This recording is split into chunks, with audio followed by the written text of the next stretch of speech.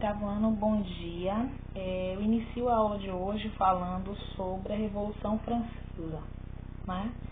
E citaremos no percurso dessa aula de revisão sobre um processo histórico do qual foi motivado por questões adversas, mas a principal dela foi a questão do absolutismo, né? A força de um rei perante todo o seu povo.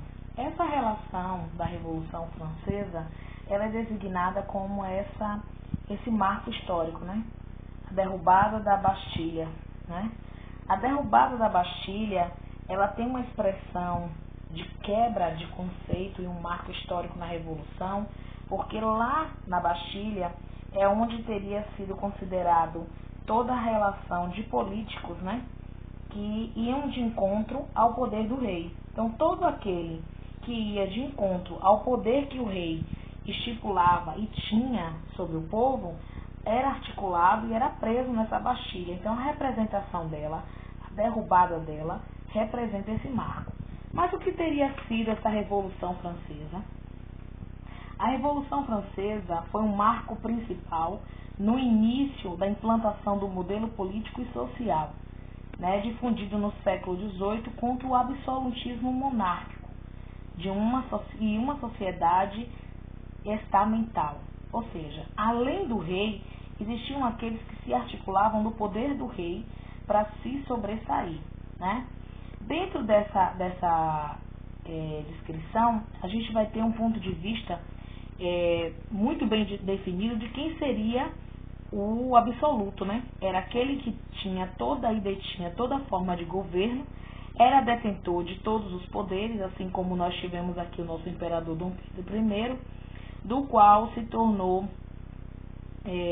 um ícone, né, dentro do valor histórico, e que era dotado do poder moderador. E esse poder moderador assumia, de uma forma geral, os outros três poderes.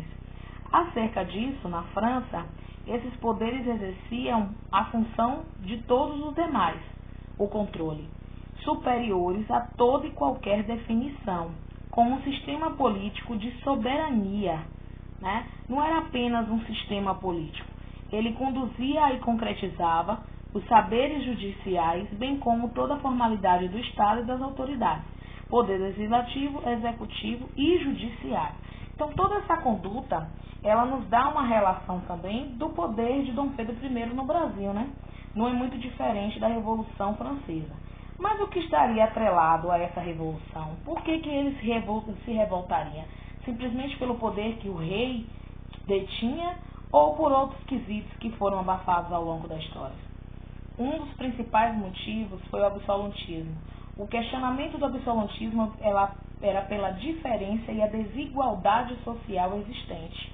Ou seja, a grande massa das pessoas sobreviviam por questões de precariedade e miséria. Sobreviviam, né? E toda essa relação, enquanto o rei esbanjava de todas as ordenhas, né, de todos os privilégios, e isso inflamava a sociedade naquele momento. Segundo os historiadores, o marco da Revolução teria sido, como eu falei anteriormente, a derrubada da Bastilha, né? A derrubada da Bastilha ocorreu em 14 de julho de 1789 e ela teria sido considerada a partir dali a liberdade de um país, né? A liberdade de expressão de um povo que vivia manuseado por uma nobreza e tratados a níveis de categorias sociais, à custa de qualquer feito. Então, assim, essa alegação, esse aqui é o Luís XVI, desculpa, que tem essa relação da benfeitoria, dos privilégios, né? De toda uma relação de conduta que isso inflamava a sociedade naquele momento. Toda essa conduta, toda essa motivação que se originou pela Revolução, ela teve um quesito principal, que era exatamente os critérios, né? O poder absoluto supremo. Enquanto muitas pessoas passavam fome, havia aqueles que esbanjavam, jogavam aquilo que seria a necessidade de uns, era infortúnio de outros, né? E ele era conhecido como Rei Sol. supor ser um esplêndido, né? Projetou a França em amplo cenário político europeu. Então ele tinha uma margem de uma boa fisionomia, um esplendor, uma forma de falar. Parecia-se promissor, né, quando chegou ao governo na França, mas logo isso caiu por terra, porque o valor dele era o valor absoluto.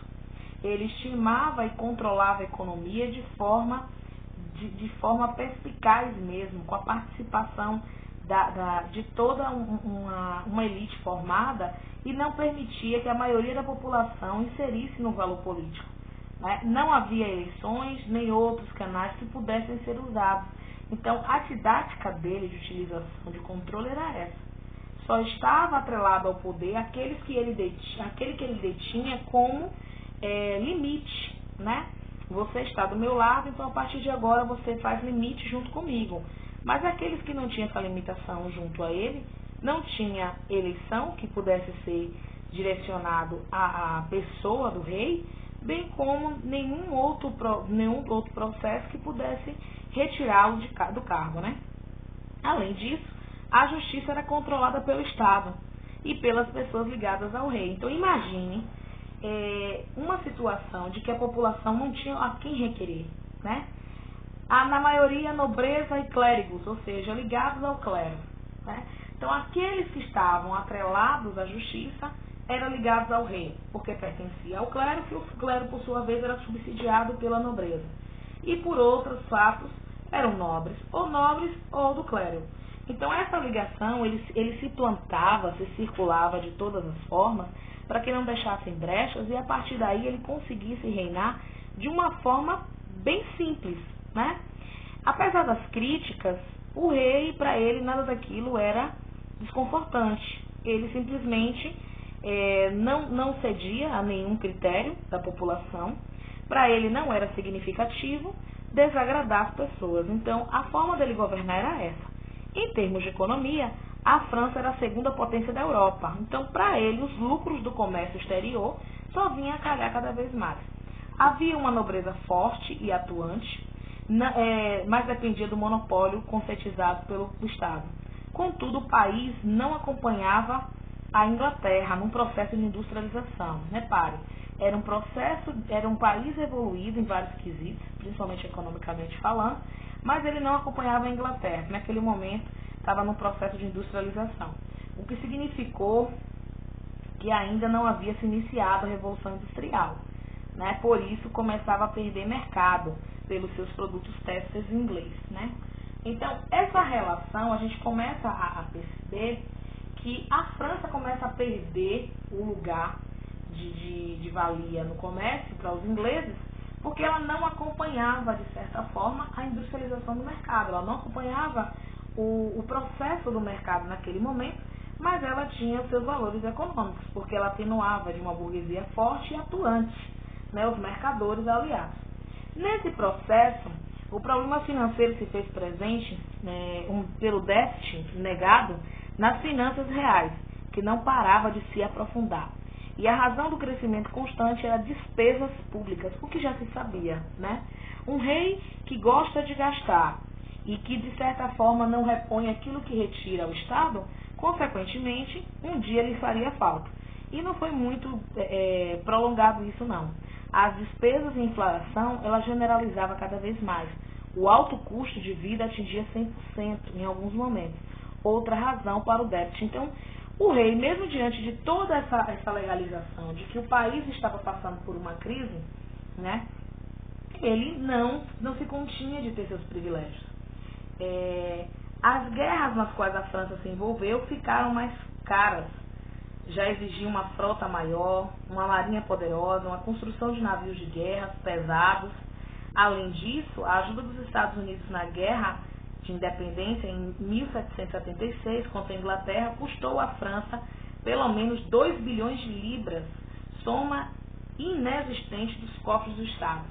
Ou seja, a França, para se libertar, né, numa guerra de independência contra a Inglaterra, a França ela teve que desembolsar cerca de 2 bilhões de libras para os Estados Unidos. Os Estados Unidos ajudou, entrou em ajuda, mas não entrou de forma branda, não.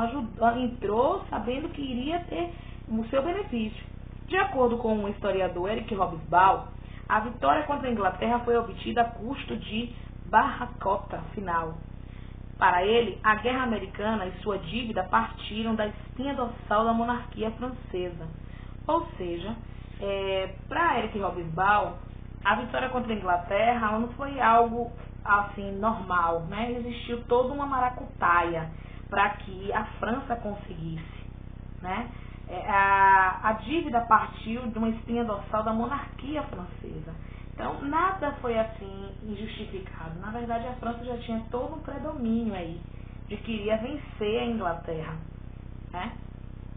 Em 1788, a dívida representava um pouco mais do que a metade da despesa do Estado, como mostram os gráficos, né? Os gráficos, eles mostram essa relação aqui, ó, da guerra, empréstimo e déficit, né? Cada vez mais as despesas se aumentam. Se não tem receita que combate, só tende a aumentar a inflação. Essa primeira imagem aqui do primeiro gráfico mostra a receita. E as despesas, elas não cobrem. A receita está em 471,6, enquanto as despesas em 633.